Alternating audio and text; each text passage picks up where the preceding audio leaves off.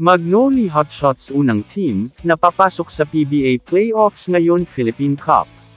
Ang Magnolia ay may 7-1 win-loss record, ang naging unang koponan na nasungkit ang quarterfinals berth sa PBA Philippine Cup, matapos talunin ang Northport Bataan Pier sa Candon City. Nakuha ng Magnolia ang PBA playoff berth, habang sinusunog ni Paul Lee ang Northport sa Candon.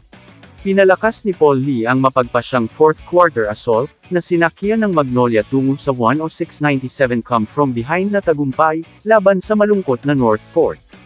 Para makabangon sa PBA Philippine Cup, Sabado ng gabi sa Candon City Arena sa Ilocos Sur.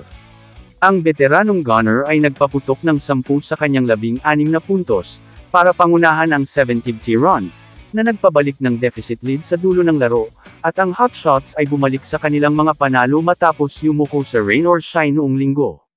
Ang buong akala ng Northport ay makakawala na sila sa sunod-sunod na kamalasang dinaranas nila, ngunit ang Magnolia ay hindi makapapayag na sila ang magiging dahilan ng kanilang magiging kasiyahan.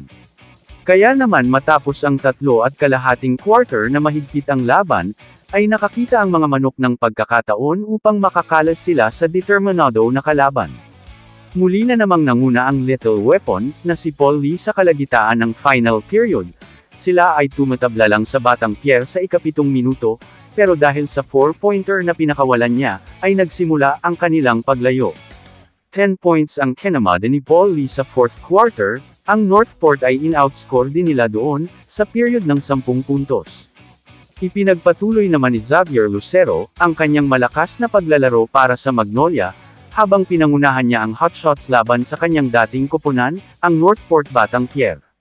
Ang Magnolia Hotshots ang first team na nakasungkit ng playoff spot, sa Season 49 Philippine Cup Conference. Inaasam naman ng Magnolia, na makuha ang twice-the-beat advantage ngayon. Kamusta mga idol? Sports Zone PH para sa sports news and update. Kung bago ka pa lamang dito sa channel ko, pindutin mo na ang subscribe button at notification bell para lagi kang update sa mga sports news.